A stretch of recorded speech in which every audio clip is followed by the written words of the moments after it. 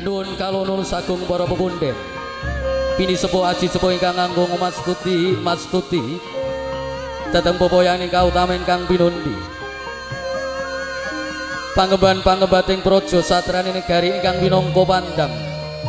Pangayong maning sagung kalodasi.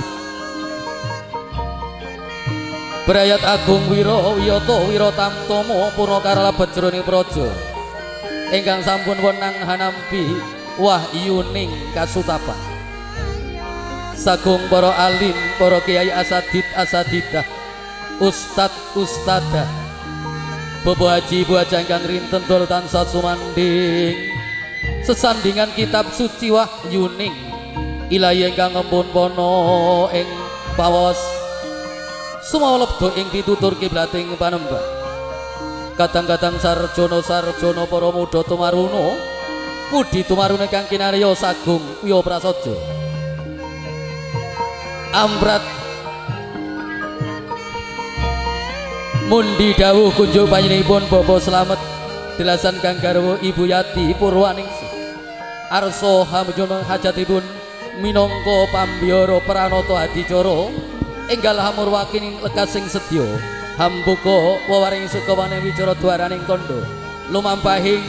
upacara panggih sampun samapta ing gati sawega ing diri sigra nyebat asmaning Gusti Allah. Bismillahirrahmanirrahim. Bismillahi tawakkaltu Allah la haula wala quwata illa billahil aliyil azim.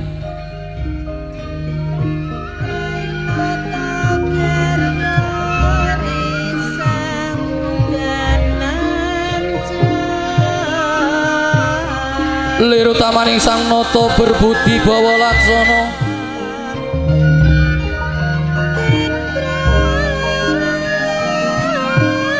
Lir berbudi bawa laksana mangkono.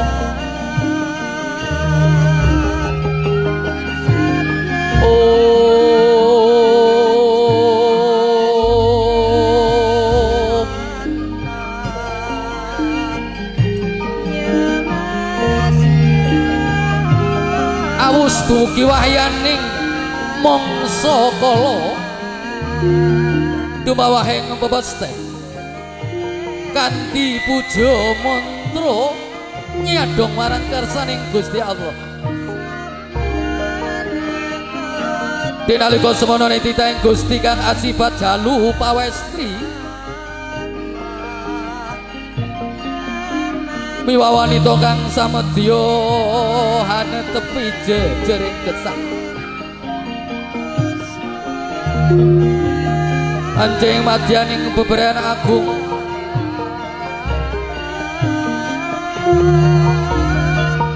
Namastuti koteng bujangga kang pinundi nundi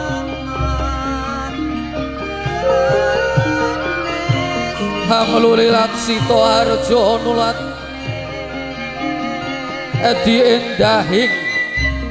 budaya luhung marsudi mardawaning budya tulus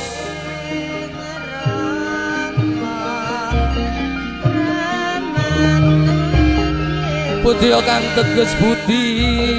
lan daya kang tuwa saking saking maneh wedine tulus salwiring pangesti kang tinuju dhateng kautamen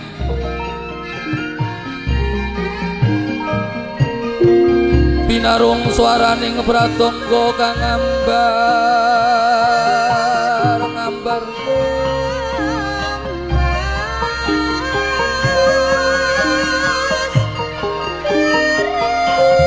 angranging nulaya kawuryan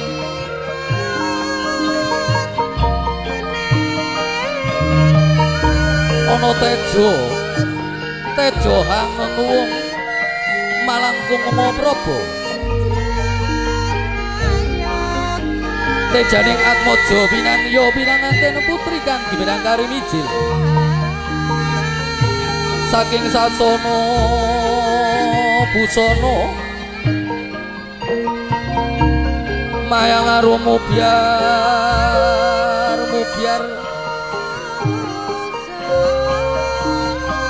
busana ingkang den embo busana ning Prameswarinata tinon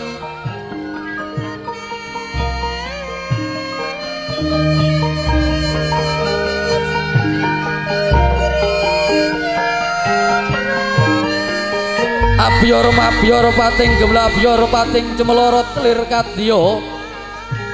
tatit asesiring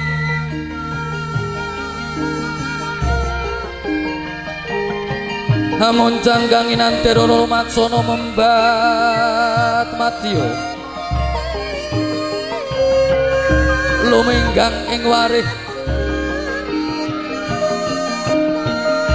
melongking wadono sanuna gilar-gilar lir kadya kencana binabar bekuko prayating kewo aker gemeng lintang Bima Sakti hanyuwak tutuking naga senajan secathok gumbalani saklut rawise kang mudha tumarono sakalangkung ngayahi jiban luhur boyong Sekar Edi Mancawarna Sekar Edi Kalpataru Dewandaru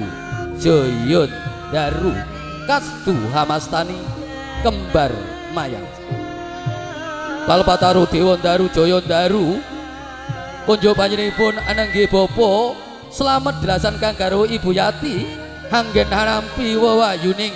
jejodo kang putra kang putri kinasih kembar mayang kembar wis angarene padha mayang kekarep anggen panjenenganipun dhaup kang putri kinasih ajeng setyaningsih sigra sang suba manggala minangka sarang srana dedhauping atmaja pinangya pinanganten bedol Sekar Edi Mancawarna Sekar Edi Kalpataru Dewandaru Kastu Hamastani Kembar Mayang Kalpataru Dewandaru Jayandaru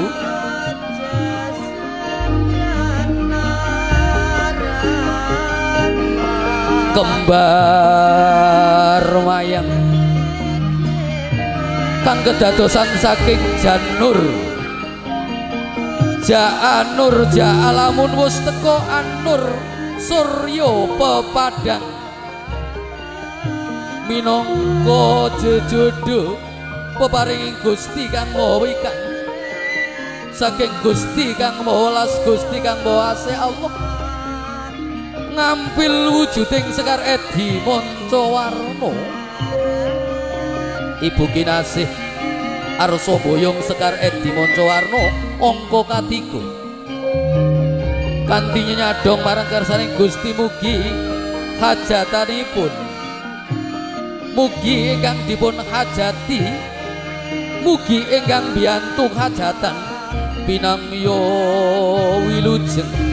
widodha kalis aning lurur beda nirbaya dening Gusti kang Maha Kawasa